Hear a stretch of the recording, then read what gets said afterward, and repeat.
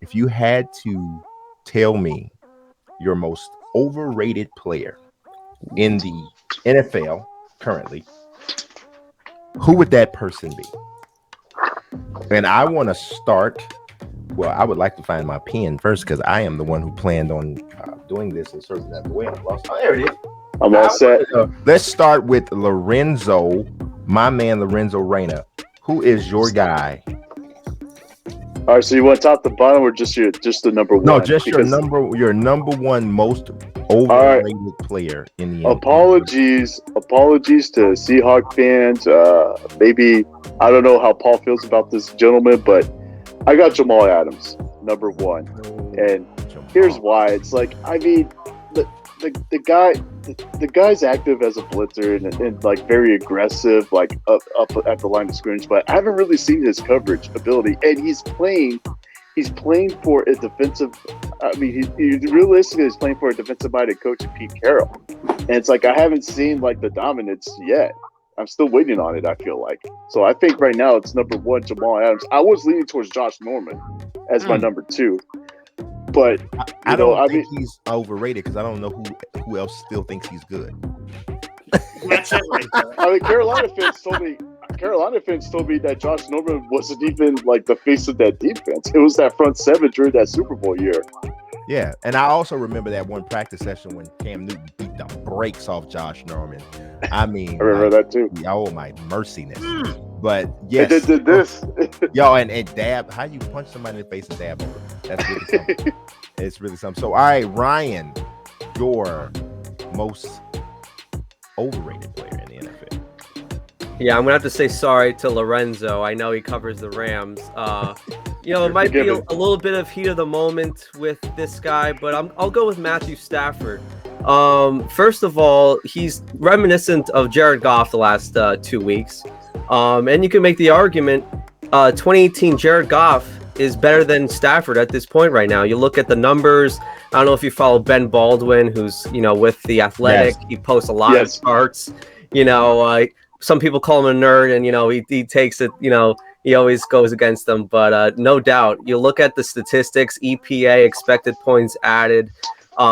Goff is better in that department than Stafford in the first 10 games of the season. And I know it's the last 2 weeks, the Titans, you have, the 49ers in your own division. But really, Stafford, I've been looking at him. He's a little bit slow. He has he has happy feet at times.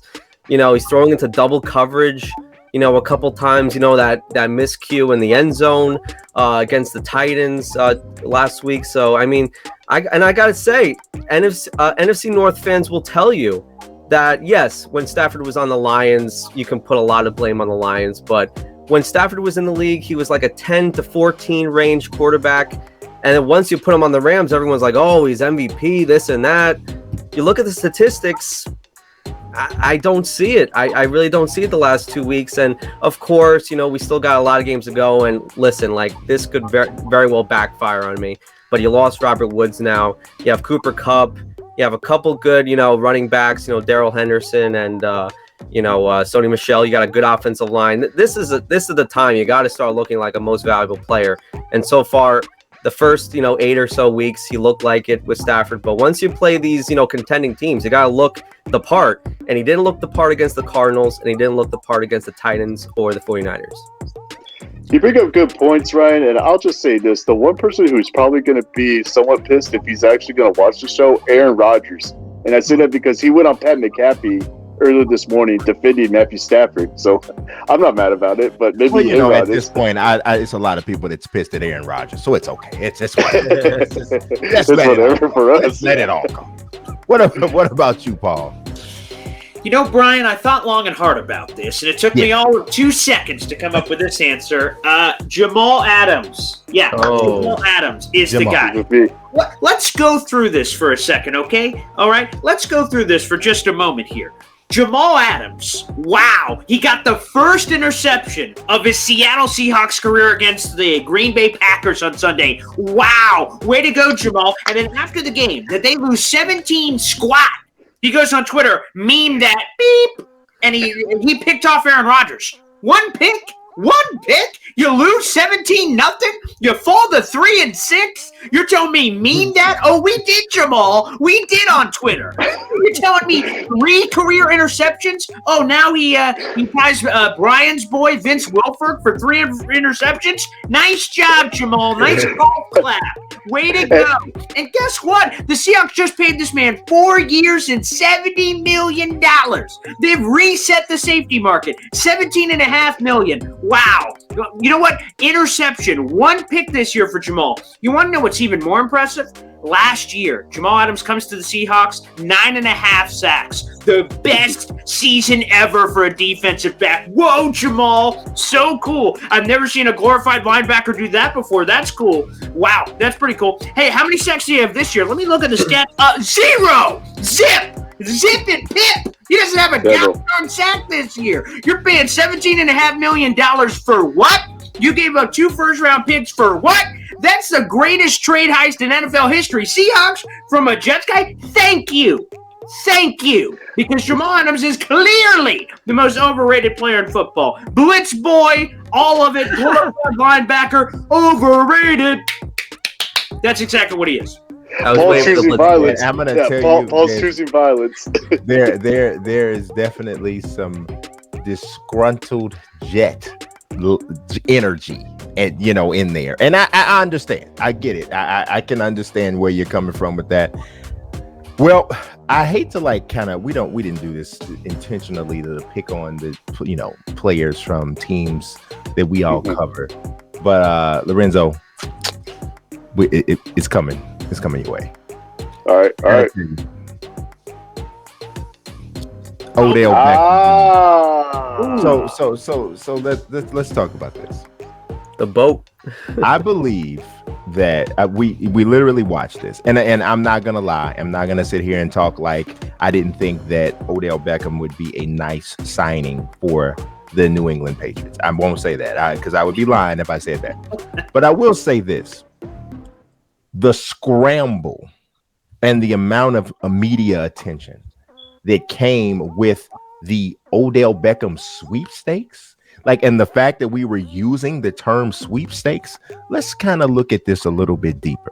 Odell Beckham is a 3-time Pro Bowler, but he has not been a Pro Bowler since 2016. So we're talking about his first 3 seasons of the NFL, took the world by storm, had arguably the greatest catch we've ever seen in football history, had it on prime time. But from 2017 down, he's never reached that level of play that he had from 2014 to 2016. Had 2 1,000-yard seasons in 18 and 19. But last year he played in only 7 games, got injured.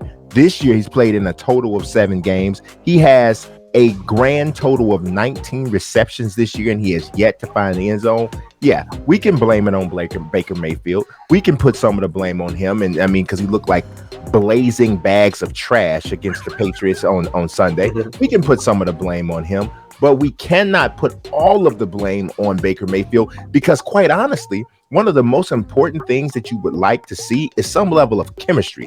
You do not want a wide receiver on your team who is a quarterback killer. You want to know one of the biggest reasons why some people didn't want Odell Beckham in New England? Because they didn't want him putting any undue pressure on a rookie quarterback, Mac Jones, who's kind of coming along at his own pace. If you're looking at the amount of attention and the whole concept of people thinking that, oh my God, now the Rams have the Monstars. Do they really? Or do they have the Monsters over there? I'm not sure which one. Mina Kimes took the Monstars reference. Yes, she took the Monstars reference on them. And I think what we're looking at is there's a difference between big time players and big time names.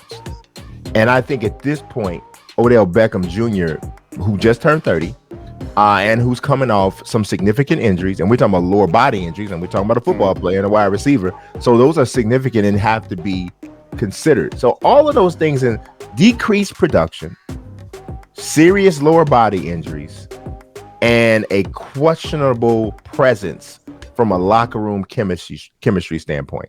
And we're calling that a sweepstakes? I don't know. Most overrated. He's literally a rental car. He's a rental car from Enterprise for the Rams. And if this doesn't work out, they're gonna put him in the lot. So I just overall, this most overrated player in the NFL is, in my opinion, Odell Beckham Jr.